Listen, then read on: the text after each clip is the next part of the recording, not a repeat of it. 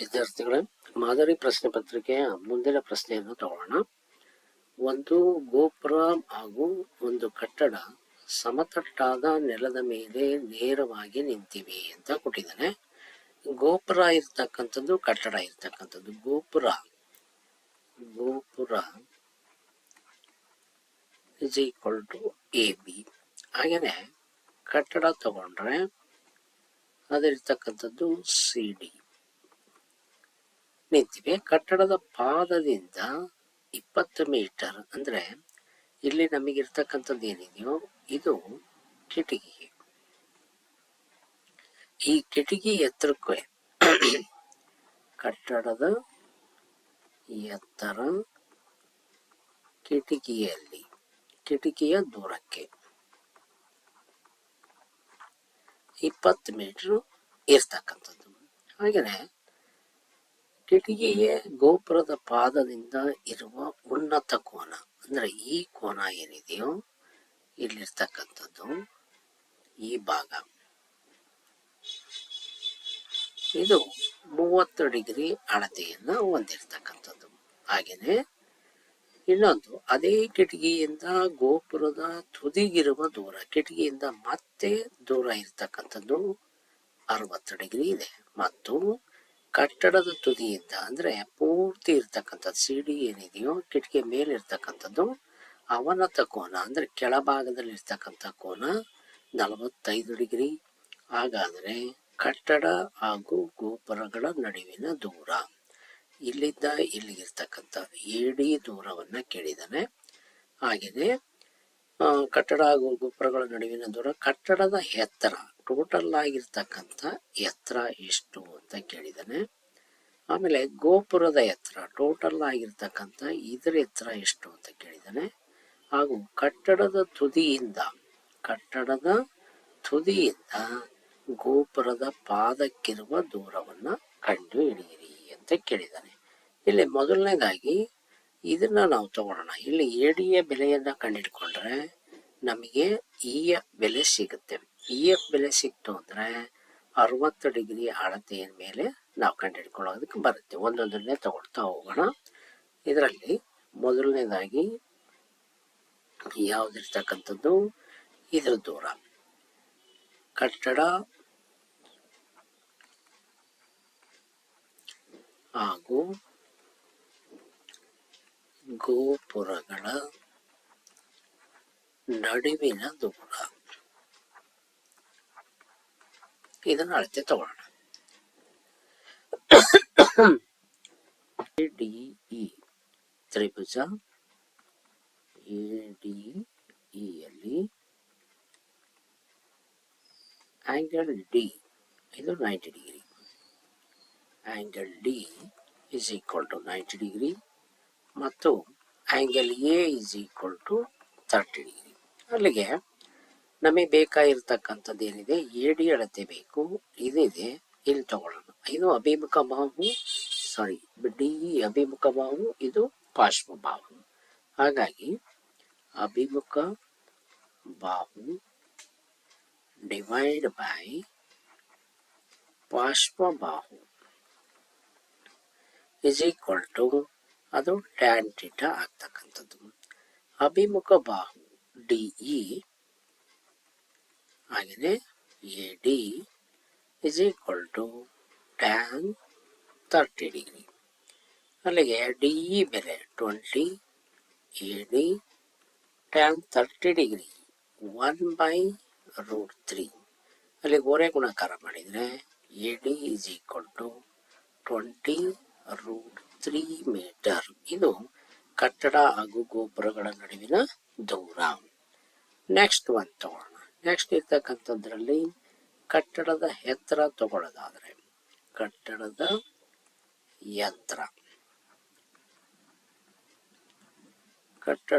ಎತ್ತರವನ್ನ ನಾವು ಕಂಡುಹಿಡಿಯೋದಕ್ಕೆ ಟೋಟಲ್ ಆಗಿರ್ತಕ್ಕಂಥದ್ದು ಯಾವುದು, ADC ಇದನ್ನು ತಗೊಳ್ಳೋಣ. ತ್ರಿಭುಜ ADC ಯಲ್ಲಿ angle D is equal to 90 degree, 45 degree ಇದೆ. ಇದನ್ನ ನಾವು ತಗೊಂಡಿರ್ತಕ್ಕಂಥದ್ದು. ಇದು ಅವನತ ಕೋನ ಆಗಿರೋದ್ರಿಂದ ಇಲ್ಲಿ ಬರ್ತಕ್ಕಂಥ ರೇಖೆಯನ್ನ ಇಲ್ಲಿ ನಾವು ತಗೊಂಡ್ರೆ ಈ ರೇಖೆ ಸಮಾಂತರ ರೇಖೆಯನ್ನು ಎಳ್ಕೊಂಡ್ರೆ ಇವೆರಡೂ ಕೂಡ ನಮಗೆ ಪರ್ಯಾಯ ಕೋನಗಳಾಗ್ತವೆ. ಅವಾಗ ಇದೇನಾಗುತ್ತೆ 45 ಡಿಗ್ರಿ ಅಳತೆಯನ್ನು ಹೊಂದತಕ್ಕಂಥದ್ದು. ಹಾಗಾಗಿ ಇದನ್ನ ನಾನು ತಗೊಳ್ತೀನಿ. ಅಲ್ಲಿಗೆ ಕಟ್ಟಡದ ಎತ್ತರ ತ್ರಿಭುಜ ADCಯಲ್ಲಿ angle D is equal to 90 degree, angle EA is equal to 45 degree. ಅದೇ ಅಭಿಮುಖ ಬಾಹು ಡಿವೈಡ್ ಬೈ ಪಾರ್ಶ್ವಬಾಹು is equal to tan theta. ಅಲ್ಲಿಗೆ CD ಡಿವೈಡ್ ಬೈ ಪಾರ್ಶ್ವಬಾಹು AD is equal to tan 45 degree. CD ಯ ಅಳತೆ, CD ಅಂದರೆ ಟೋಟಲ್ ಆಗಿ ಬರುತ್ತೆ ಇದಿರ್ತಕ್ಕಂಥದ್ದು. ಹಾಗಾಗಿ ನಾನು 20 ಪ್ಲಸ್ CE ಅಂತ ತಗೊಳ್ತೀನಿ. ಇದು ನಮಗೆ ಪಾರ್ಶ್ವಬಾಹು ಅಂದರೆ ಈ ಅಳತೆ ಇರತಕ್ಕಂಥದ್ದು ನಮಗೆ ಆಲ್ರೆಡಿ ಬಂದಿದೆ. 20√3 is equal to 1. ಓರೆ ಗುಣಾಕಾರ ಮಾಡಿಕೊಂಡ್ರೆ 20 plus CE is equal to 20√3. CE is equal to 20√3 minus 20 ಆಯಿತು.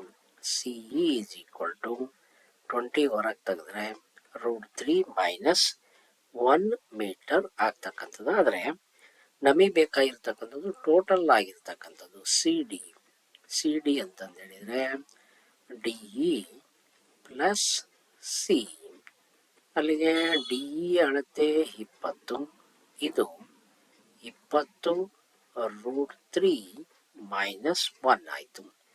ಅಲ್ಲಿಗೆ √3 ಮೈನಸ್ 1 ಅನ್ನು ತಗೊಳ್ಳೋದಾದರೆ √3 minus 1 plus 20 is equal to 20ಯನ್ನು ಹೊರಗೆ ತೆಗೆದ್ರೆ 1 ಪ್ಲಸ್ √3 ಮೈನಸ್ 1 ಆಗುತ್ತೆ.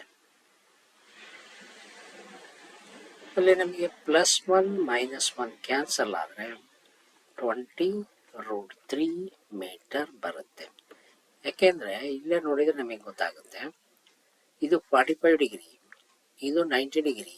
ಆವಾಗ AD ಮತ್ತು DC ಇವೆರಡರ ಅಳತೆನೂ ಕೂಡ ಒಂದೇ ಆಗಿರಲೇಬೇಕು. ಯಾಕೆ ಅಂತಂದರೆ ಇದು 90 ಡಿಗ್ರಿ ಇದ್ಮೇಲೆ ಇದು 45 ಡಿಗ್ರಿ ಇದ್ಮೇಲೆ ಉಳಿದಿರ್ತಕ್ಕಂಥದ್ದು 45 ಡಿಗ್ರಿ. ಹಾಗಾಗಿ AD ಯ ಅಳತೆ ಆಮೇಲೆ CD ಯ ಅಳತೆ ಒಂದೇ ಅಳತೆ ಆಗ್ತಕ್ಕಂಥದ್ದು.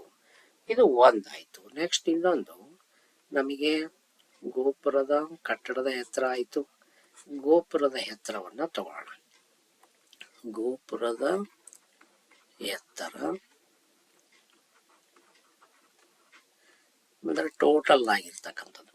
ಗೋಪುರದ ಎತ್ತರವನ್ನು ತಗೊಳ್ಳೋದಾದರೆ ನಾನು ಇಲ್ಲಿ ಮಾತ್ರ ತಗೊಳ್ತೀನಿ. ಯಾಕೆಂದರೆ ನಮಗೆ ಇದರ ಅಳತೆ ನಮಗೆ ಸಿಕ್ಕಿದೆ, 20 ಮೀಟರ್ ಸಿಕ್ಕಿದೆ.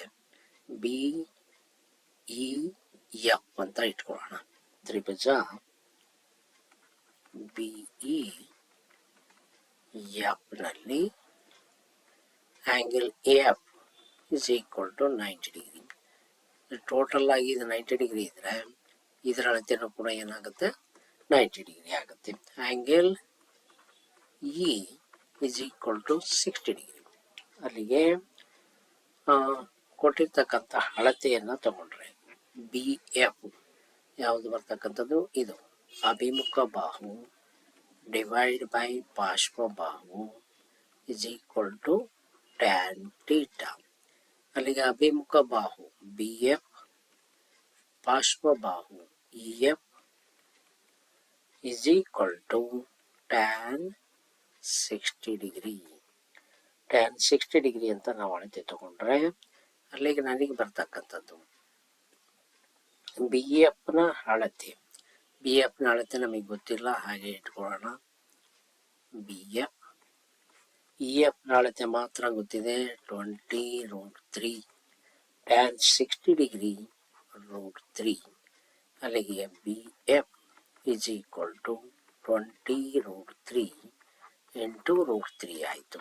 BF is equal to 20√3 whole square, 20 into 3 square root cancel ಆದರೆ 60 ಮೀಟ್ರ್ ಆಯ್ತು. ಆದರೆ ನಮಗೆ ಟೋಟಲ್ ಆಗಿರ್ತಕ್ಕಂಥ ಎ ಬಿ ಅಳತೆ ಬೇಕಿರ್ತಕ್ಕಂಥದ್ದು.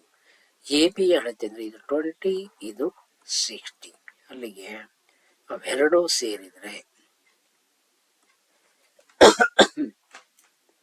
is equal to AF plus BF is equal to 20 plus 60 is equal to 80 metre ಆಗ್ತಕ್ಕಂಥದ್ದು. ಲಾಸ್ಟ್ ಒಂದು ಇನ್ನೊಂದು ಕಂಡುಹಿಡಿಯೋದಿದೆ.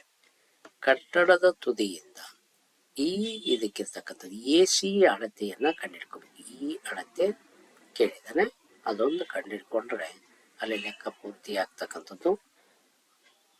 ಏನಿದೆ ನಮ್ಮದ್ರಲ್ಲಿ ಕೊಟ್ಟಿರ್ತಕ್ಕಂಥದ್ದು, ಕಟ್ಟಡದ ತುದಿಯಿಂದ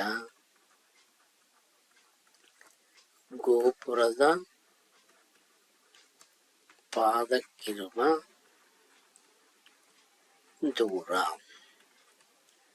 ಅಲ್ಲಿಗೆ ಅಳತೆ ತ್ರಿಭುಜ ADC CD by AC is equal to ಇದೇನಾಗುತ್ತೆ sin θ ಆಗುತ್ತೆ. sin θ ಆಯಿತು ಅಂದರೆ CD ಅಳತೆ 20√3, AC ಅಳತೆ ನಮಗೆ ಬೇಕಿರೋದು ಇದು tan sin 45 degree is equal to 1/√2. ಅಲ್ಲಿಗೆ ಇಂಪ್ಲಾಯ್ಸ್ ಓರೆ ಗುಣಾಕಾರ ಮಾಡಿದರೆ AC is equal to 20√3 into √2. AC is equal to 20√6 metre. ಇದಷ್ಟು ಕೂಡ ಇವಷ್ಟರ ಅಳತೆಯನ್ನು ತಗೊಂಡಿದ್ದೀವಿ. ಇದಿಷ್ಟನ್ನು ಕೂಡ ತಮಗೆ ಈ ವಿಡಿಯೋದಲ್ಲಿ ತಿಳಿಸ್ಕೊಟ್ಟಿದ್ದೀನಿ. ನೆಕ್ಸ್ಟ್ ವಿಡಿಯೋದಲ್ಲಿ ಉಳಿದಿರ್ತಕ್ಕಂಥ ಲೆಕ್ಕವನ್ನು ತಗೊಳ್ಳೋಣ. ಇದರಲ್ಲಿ ಏನಾದರೂ ಡೌಟ್ಸ್ ಇದ್ದರೆ ಕಮೆಂಟ್ ಮಾಡಿ ಅಂತ ಹೇಳ್ತಾ ಮತ್ತೊಮ್ಮೆ ನಿಮ್ಮೆಲ್ಲರಿಗೂ ಕೂಡ ಧನ್ಯವಾದಗಳು.